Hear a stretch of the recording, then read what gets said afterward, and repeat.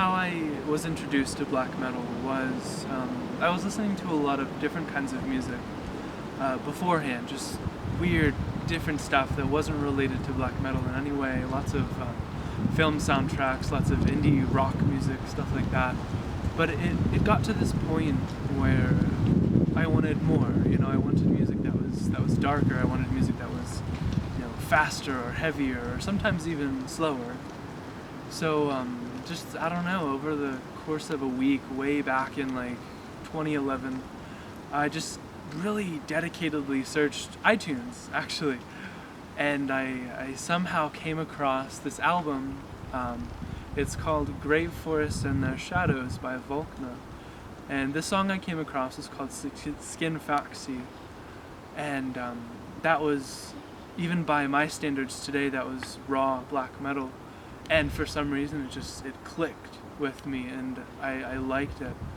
And through related searches after that, I came across the bands, Lady Schret, Alsace, Landlos, more shoegaze-oriented black metal, black gaze or whatever you want to call it.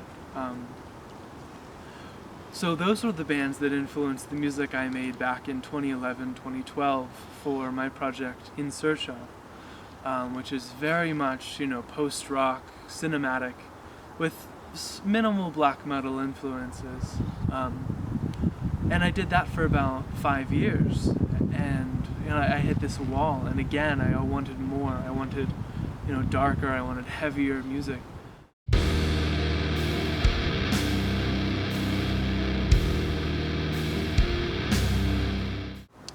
I decided to go back to the roots of black metal. I decided to research how it started, where it came from, and my university studies helped a lot with that. I took some music courses, and they were about jazz. They were about even not necessarily medieval music, but music from just even like 17th century music, 18th century, all the way to present day. And one thing that helped me a lot with black metal, oddly enough, is research that I'd done for church music around like the 11th or 10th century. But then also way later with like the Civil War and the introduction of jazz music. And so like jazz, it became blues, and then blues became rock, and then rock became metal. And just through those evolutions, through the years and years and years of just people changing the way they played, changing instrumentations, and then most importantly, of course, like the introduction of electronic instruments and guitar amplifiers and distortion, that became metal. And so there's Black Sabbath, there was Motorhead, there was Venom, all across, I think, 70s, 80s. And then, eventually you get into the early 90s with Mayhem and Burzum.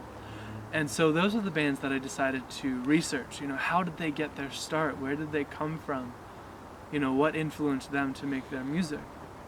And so that's what influenced me for the making of my project, Caoimhín. And so basically that's how I got started with that, as I just wanted music that was dark. But then at the same time, I also wanted music that was organic. I didn't want music that sounded polished or clean or even pretty, per se. I wanted it to be raw, I wanted it to be dark, just very powerful in that sense, but also an homage to the power of nature. So I started working more with acoustic guitar rather than with writing riffs on an electric guitar or piano like I had been doing for In Search Of before it. So basically it was just music that was an homage to nature, very dark, very raw.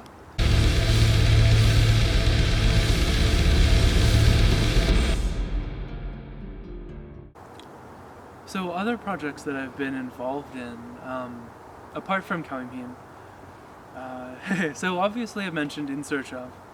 That was the first big music project that I'd made for myself or joined. So that was probably a 5-year project. I've put out 4 albums to that project. Granted, they weren't fantastic, they weren't mixed or mastered or any, well, they were mixed, but by myself, and I'm terrible at it. The most recent one, it's called An Elegy on the Waters, was released September 2nd through Ma Productions and Zero Dimensional Records from Japan. And I mean, they did a wonderful, wonderful job packaging it up, and the CDs and the paperwork looks so fantastic. But so that was like the biggest like release I've had so far. But so other than that, more recently last year I joined The Unknown, which is a doom metal symphonic rock band from Iran. And we've put out an album called In Search of the Unknown. It's kind of a play on words because I am in search of, and then they are the unknown. So it's a nice phrase, in search of the unknown, and it has a wonderful theme behind it. That album, I believe, was out July 2016, and that's awesome. It's really cool. We're also putting together another album right now where we're writing music for it, pulling in various guest appearances and stuff like that. There are rumors that we're going to tour through parts of Europe and even Asia a little bit next year, 2017, to promote that album, but I'm not sure exactly how that's going on. It's just speculation at this point, but it is possible, which is very exciting. So another album by The Unknown. Very recently, my good friend Liam Redders and I started a new project called Seradain. There's no music for it out. We're going to start writing that when I've moved to the UK next year. We'll be in actual, physical proximity to each other. We'll start writing music for that project. There's going to be updates on that really soon. So basically, it's In Search of, The Unknown, Seradain, and Caoimhín right now. And who's to say what the future holds?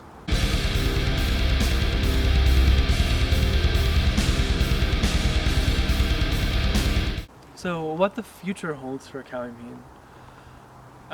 Early in 2017, we are going to release this 2-track EP called The Age of Wolves. We don't know exactly when it's going to be released, but it'll be sometime early in 2017. Probably maybe a month or two, probably around February, March, if we can get everything together in time. Really excited for that release. The new track that's going to be on there, aside from the Vidar single, is Nidhoger, and it features the harsh vocals of my friend Andrew Malone from Colorado. And he just has some wonderful, wonderful vocals. I received a demo of him, recording the harsh vocals for Nidhoger recently.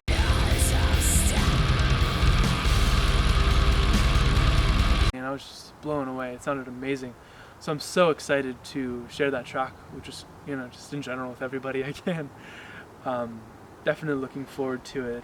Nidhoger is going to be considerably darker, more intense, faster than Vidar. If you're looking for less melodic, but still melodic, but just very intense, Nidhoger is, I think you're going to like it. But then, after that's released, I'm going to finish writing the rest of the album, and then sometime in late 2017, you can expect news about the full album entitled A River Bears Westward. So that's going to be the whole debut Caoimhín first album, and that's going to be released also through Black Lion Records. And I've had a wonderful collaboration with them so far. They've done wonderful work. The owner, Oliver Dahlbach, is just a great guy, super friendly, very professional, and he puts out quality work. I'm really proud to be a part of that label, and just excited to get a physical copy of the albums I've made in my hands, and then get them in your hands as well, as you can either buy the digital copy, of course, but then also pre-order and then get the physical copy later next year. I'm really excited for that. After that, I have no clue. I would love to tour. My friend and I, we have this dream of signing to Prophecy Productions and playing Prophecy Fest and Dark Bombastic Evening, and it would just be really fun to tour and promote the music that way. But who's to say what the future will hold? But for now, it's looking really bright.